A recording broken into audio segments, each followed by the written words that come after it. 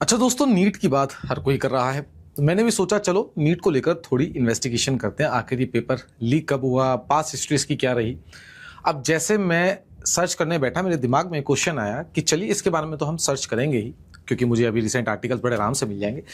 मैं जरा इस बारे में सर्च करता हूं कि आज तक कितने पेपर लीक हुए हैं और उसके अंदर कन्विक्शन रेट क्या रहा है। जब मैं सर्च करता रहा आर्टिकल्स के अंदर, आर्टिकल्स जब मैंने खोले और जब मैं अपनी रिसर्च पर पहुंचा तो मुझे यह दिखा कि अलग अलग जितने भी मीडिया आउटलेट्स हैं उन्होंने अलग अलग रिपोर्ट्स छापी हैं, लेकिन उसके अंदर कन्विक्शन रेट जितने भी अभी डॉक्यूमेंटेड केसेस हैं, आप हैरान रह जाएंगे, केवल 1% मुझे देखने को मिला। और साथ ही साथ मैंने इस सवाल का भी जवाब ढूंढने की कोशिश की जिसमें सरकार कह रही है कि स्ट्रिक्ट एक्शन लिया जाएगा, हम आपको आश्वासन देते हैं कि सब चीज ठीक कर देंगे हम। मैंने सोचा कि भाई जो रिसेंट अभी पेपर लीक हुआ था नीट का 2026 से पहले जो 2024 में हुआ था, उस केस के अंदर क्या हुआ, तो मुझे पता लगा जो उसका मास्टरमाइंड था, हाँ जी, जो उसका मास्टरमाइंड था उसे तो बेल मिल चुकी है। तो जब उसका कुछ नहीं हुआ तो 2026 वाले केस के अंदर मैं कैसे यकीन कर सकता हूं। नमस्कार दोस्तों, मेरा नाम है करण शर्मा और आप लोग देख रहे हैं मेरी नजर से।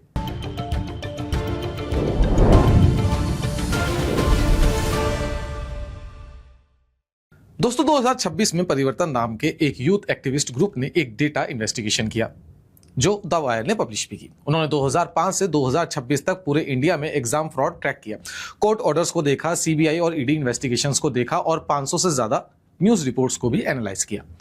अब जो उन्होंने पाया वो बहुत शॉकिंग था। 220 डॉक्यूमेंटेड एग्जाम फ्रॉड इंसिडेंट्स हुए 21 स्टेट में, जिनसे एस्टिमेटेड 10 लाख नहीं, 20 लाख नहीं, 10 करोड़ स्टूडेंट अफेक्टेड हुए। और ये सिचुएशन बेटर नहीं हो रही, वर्ष होती जा रही है। 2015 से पहले इंडिया में average 7 documented cases per year होते थे। अब 2015 के बाद भाई व्हाट्सएप का जमाना है, टेलीग्राम का जमाना है, एक आप फोटो खींचो और दे दनादन फॉरवर्ड होते हैं। अब जब एक क्वेश्चन पेपर की फोटो सेकंड में आप हजारों लोगों तक फॉरवर्ड कर सकते हो तो ये नंबर ऑलमोस्ट डबल तो हो ही जाएगा। अब 12 केसेस पर ईयर सिर्फ 2015 के बाद से, यानी कि 148 केसेस और ऐड हो गए। अब वो नंबर सुनते हैं जो आपको रुक जाने पे यहाँ पे मजबूर कर देगा, जो आपको सोचने में मजबूर कर देगा, और जिसको लेकर तो मैंने भी अपना ऐसे सर खुजाना शुरू कर दिया था, क्या ये सच हो सकता है। उन 148 पोस्ट 215 केसेस में से कितनों में एक्चुअल क्रिमिनल कन्विक्शन हुआ है? सिर्फ एक। जी हाँ, सिर्फ एक, बस एक। हरियाणा जुडिशियल सर्विसेज 2017 केस, जिसका फैसला दिल्ली कोर्ट ने अगस्त 2024 में दिया, और वो भी सीबीआई का केस नहीं था। इसको एक स्टेट लेवल एसआईटी ने चंडीगढ़ में इन्वेस्टिगेट किया था। दूसरे एस्टिमेट्स अलग नंबर्स देते हैं क्योंकि डिफरेंट मेथोडोलॉजी यूज करते हैं। इंडियन एक्सप्रेस ने 5 साल में 41 डॉक्यूमेंटेड पेपर लीक्स को एनालाइज किया, जिसमें 15 स्टेट्स के अंदर ये कहा गया कि भाई ये लीक हुए। इंडिया टुडे ने 7 साल में 70 लीक्स जो है वो रिपोर्ट किए, और न्यूज लॉन्ड्री ने 10 साल में 89 सस्पेक्टेड केसेस और 48 रीटेस्ट काउंट किए। और देखिए, अब बात करते हैं कि चलो वो तो हमने एक केस का आपको बता दिया कन्विक्शन हुआ। अगर सीबीआई की स्पेसिफिकली बात करें, जो केसेस इनके पास आते हैं उसमें कन्विक्शन रेट क्या है।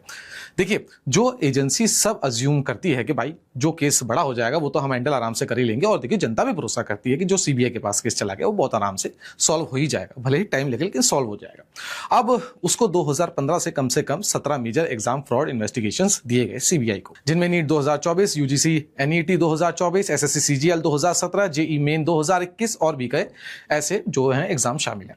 अब इन सभी में सीबीआई का कन्विक्शन रिकॉर्ड क्या होगा, आप सोचो, 0। जी हाँ, 0। अब इसी को कंपेयर करो 2015 से पहले जो सीबीआई के रिकॉर्ड रहे हैं, उसमें इनके पास एक्चुअली जो रिकॉर्ड थे उसमें कन्विक्शन रेट क्या था। देखिए, सीबीआई 2010 के एक केस में 10 लोगों को कन्विक्ट कर दिया था, जिसमें एक रेलवे रिक्रूटमेंट बोर्ड चेयरमैन भी शामिल था।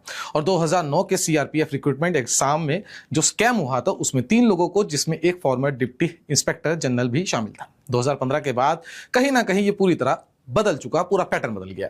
और ये सिर्फ मिस्ड डेडलाइंस की बात नहीं है, डेटा दिखाता है कि सेम नाम बार बार वापस आते हैं। एक लीक में अरेस्ट होता है एक बंदा, फिर सालों बाद एक और लीक में दोबारा उसका नाम आ जाता है। एक यूपी लिंक्ड ऑपरेटर जो 2015 के एआईपीएमटी लीक से जुड़ा था, वही 2024 के यूपी लीक्स में दोबारा सामने आ गया। एक गुजरात एग्जाम बोर्ड का चेयरमैन 11 अलग लीक्स के दौरान अपनी पोस्ट पे रहा, उसको हटाया नहीं गया लीक्स की वजह से, बल्कि सिर्फ तब जब फॉर्मली चार्जशीट उसके ऊपर लगा दी गई, भी उसका नाम आ गया उसके अंदर। एक सिटिंग यूनियन मिनिस्टर पे एक स्टेट बोर्ड एग्जाम लीक में एफआईआर थी, जो हाई कोर्ट ने इनसफिशिएंट एविडेंस कह के क्वैश कर दी। ये कहानी बैड लक या स्लो कोर्स की नहीं है, ये एक पैटर्न है। मई 2024 जो नीट है, अब उसे पूरे देश में कराया जाता है। अब मैंने यहां तक तो देखिए केसेस की बात करी, कितने केसेस में किसको कितना कन्विक्शन मिला। अब 2024 का जो नीट हुआ था उसको 2026 से हम कंपेयर करने की कोशिश करेंगे और आप पाएंगे कि सेम ही पैटर्न यहां पे भी चल रहा है। जैसा कि मैंने आपको बताया, मई 2024 में नीट को पूरे देश में कराया जाता है। रिजल्ट्स कब आते हैं? 4 जून को, जब लोकसभा के रिजल्ट भी आते हैं। और क्या चीज अजीब लगती है इसके अंदर, जो 67 कैंडिडेट्स होते हैं, यानी कि 67 जो कैंडिडेट्स होते हैं, उनका परफेक्ट स्कोर आता है 720 में से 720। भाई कोई कितना भी इंटेलिजेंट हो, उसमें से 1 या 2 या 3 या 4 का आ सकता है 67 कैंडिडेट्स का। अब देखिए स्टैटिस्टिकली ये ऑलमोस्ट इम्पॉसिबल है। फिर असली कहानी सामने आती है। हजीराबाद जहारखंड में एक स्कूल के स्ट्रांग रूम से क्वेश्चन पेपर चोरी होकर लीक हो गया एग्जाम से कुछ घंटे पहले।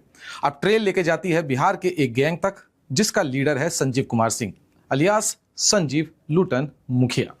इसका एलिगेशन है कि ये पहले भी बीपीएससी टीचर रिक्रूटमेंट और यूपी हरियाणा पंजाब के कई स्टेट एग्जाम्स लीक कर चुका था। मतलब पहले ही भाई लीक कर चुका था। बाद में जब इसको पकड़ा गया तो समझ में आया, और जब मतलब बाद में इन्वेस्टिगेशन हुई तो समझ में आया इसने तो ये भी लीक किया है।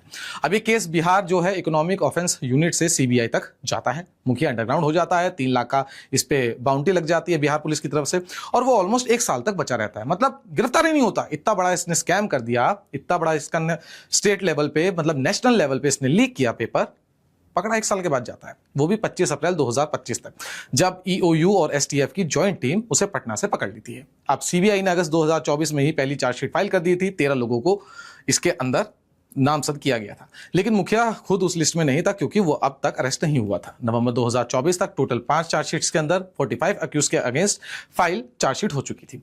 मुखिया जो है अभी भी सबसे बड़ा नामजद सस्पेक्ट था जो तब तक बचा हुआ था। अब देखिए कंफ्यूजन मैं आपके लिए क्लियर कर दूं, जो 25 अप्रैल को उसकी जो अरेस्ट हुई थी वो बिहार इकोनॉमिक ऑफेंस यूनिट ने किया था और सीबीआई ने नहीं। सीबीआई ने अपनी कस्टडी बाद में ली थी, यानी कि अप्रैल में उसको अरेस्ट किया था, सीबीआई ने उसको मई में अपने पास कस्टडी में ले लिया और वहीं से लीगल क्लॉक जो है स्टार्ट हो। अब सिर्फ 3 महीने बाद अगस्त 2025 में उसे बेल भी मिल गई, क्योंकि सीबीआई 90 दिन के अंदर चार्जशीट फाइल ही नहीं कर पाई। लेटेस्ट अपडेट्स के मुताबिक वो अभी भी बियूर जेल में बंद है, जैसा कि मैंने आपको बताया, क्योंकि उसके ऊपर बीपीएससी, बिहार पुलिस कांस्टेबल और झारखंड सीजीएल वाले जो केसेस हैं वो अभी अलग चल रहे हैं और वो उसके अंदर अभी अक्यूज्ड है। पर जिस एग्जाम ने 24 लाख स्टूडेंट्स का फ्यूचर तय किया, उसको जो असली केस उसके ऊपर चलना चाहिए था, उसको उसमें बेल मिल गई, वो भी क्योंकि सीबीआई ने 90 दिन के अंदर चार्जशीट फाइल नहीं की। इसमें कोर्ट की कोई गलती नहीं है, बाय डिफॉल्ट बेल मिल जाती है अगर कोई भी एजेंसी जो है 90 दिन के अंदर चार्जशीट फाइल नहीं करती है। अब 2026 वाला जो पैटर्न है 2024 वाले से कैसे कंपेयर होता है, कैसे सेम पैटर्न बनता है, उसके बारे में तो बात करते ही हैं, लेकिन मैं आपको एक चीज बता दूं, 2024 के अंदर ये लॉ बनाया गया था कि जो लोग पेपर लीक करते हैं उनके ऊपर कैसे जो है लॉ काम करेगा। मतलब उससे पहले कोई लॉ भी नहीं था इसके ऊपर। चलिए अब 2026 में चलते हैं। 3 मई 2026 को नीट दोबारा होता है 22 लाख से ज्यादा कैंडिडेट्स के लिए, और कुछ ही दिनों में एकदम वही जानी पहचानी स्टोरी। सीकर राजस्थान के केमिस्ट्री टीचर शशिकांत सुतर को कुछ अजीब लगता है। अब वो रिपोर्ट करते हैं। 12 मई को एनटीए पूरा एग्जाम कैंसिल कर देती है। केस सीबीआई को हैंडओवर होता है और 21 जून को री एग्जाम हो जाता है। सीबीआई के अराउंड 13 अरेस्ट होते हैं, पुणे के केमिस्ट्री लेक्चरर से लतूर के कोचिंग ऑनर तक।